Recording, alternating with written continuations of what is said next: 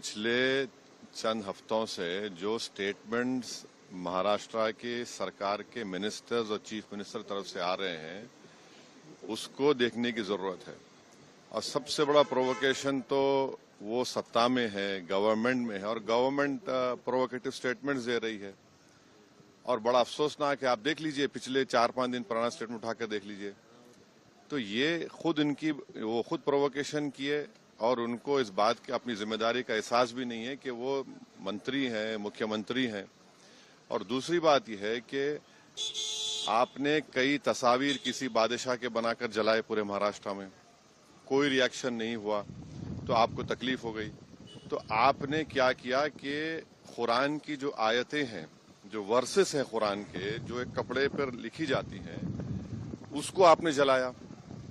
और जब ये हरकत हो रही थी तो उसी वक्त जाकर मुकामी वहां के जो मुसलमान और हिंदू लोग थे जाकर कंप्लेन किए डीसीपी को कि इसको रुकवाइए, देखिए ये जो कपड़ा है जिसपे कुरान करीम के आयतें लिखी हैं, वर्सेस लिखी है, मत करिए। जलाया गया, एक्शन नहीं लिए।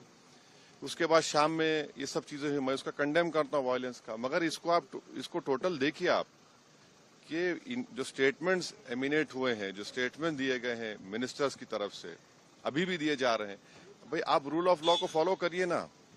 आप तो भारत के संविधान पर आपने ओथ लिया है, तो आप कैसे प्रोवोकेटिव स्टेटमेंट्स क्यों दे रहे हैं आप? भाई मुझे किसी चीज कोई चीज पसंद नहीं है, आपको कोई चीज पसंद नहीं है, तो कोई भी अपनी नापसंद का इजहार कानून को हाथ में ले करेगा क्या? ये देखने की जरूरत है। तो ये बहुत गलत हो रहा है, सरकार की जिम्मेदारी है, ये सरकार की गलती है, इंटेलिजेंस की फेलियर है।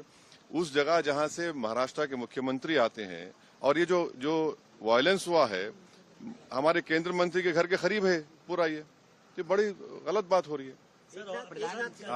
अब हो गया। सर, फडणवीस साहब ने कहा है कि ये बहुत रिग्रेटेबल है, बहुत दुख की बात है कि स्टेट एक्सचेकर से औरंगजेब के कब्र की देखभाल करनी पड़ती है। आप सत्ता में हैं, आपके जो आइडियोलॉजी है उसको बाजू रखिए।